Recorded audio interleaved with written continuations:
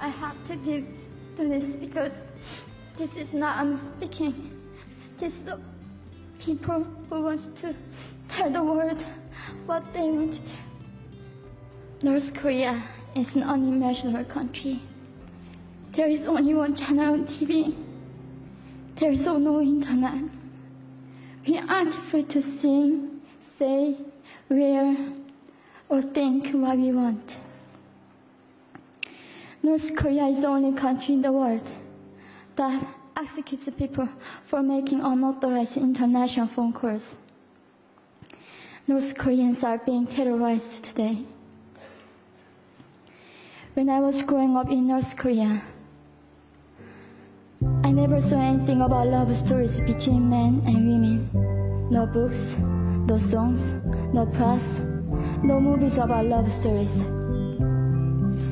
There is no Romeo and Juliet.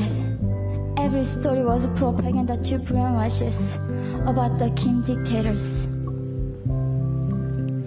I was born in 1993, and I was abducted at birth, even before I knew the words freedom or human rights. North Koreans are desperately seeking and dying for freedom at this moment. When I was 9 years old, I saw my friend's mother publicly executed. Her crime, watching a Hollywood movie, expressing doubt about the greatness of the regime can get 3 generations of a family imprisoned or executed. When I was 4 years old, I was warned by my mother not to even whisper. The birds and mice couldn't hear me. I admitted I thought the North Korean dictator could read my mind. My father died in China after we escaped North Korea,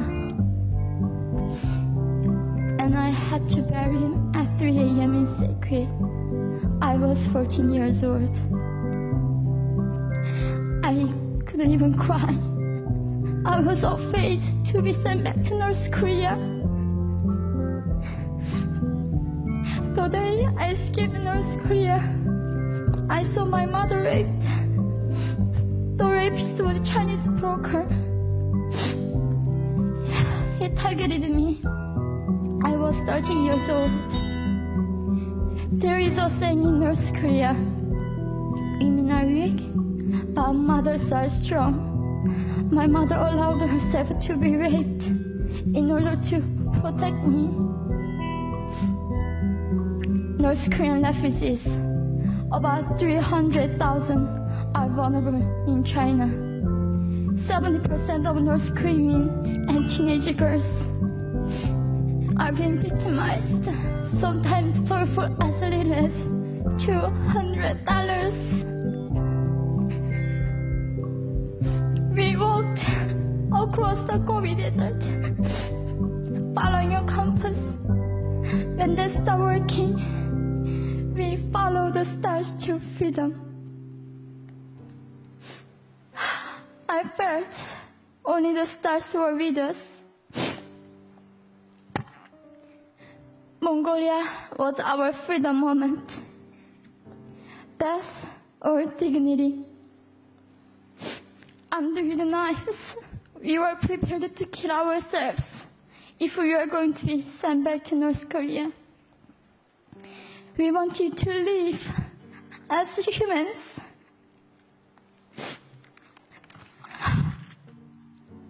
People often ask me, how can we help North Koreans? There are many ways, but I would like to mention 3 for now. 1, educate yourself so you can raise awareness about human crisis in North Korea. 2, help and support North Korean refugees who are trying to escape to freedom. 3, petition China's stop repatriation. We have to shed a light on the darkest place in the world. It isn't just North Korean human rights. It's our right that North Korean dictators have violated for 7 decades. We need governments around the world to put more pressure on China to stop repatriation.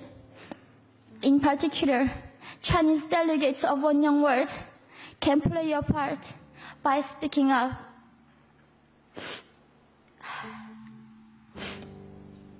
North Korea is indescribable. No humans deserve to be oppressed just because of their birthplace. We need to focus less on the regime and more on the people who are being forgotten. One Young World, we are the ones who will make them visible. Fellow delegates, please join me as we make this a global movement to free North Koreans.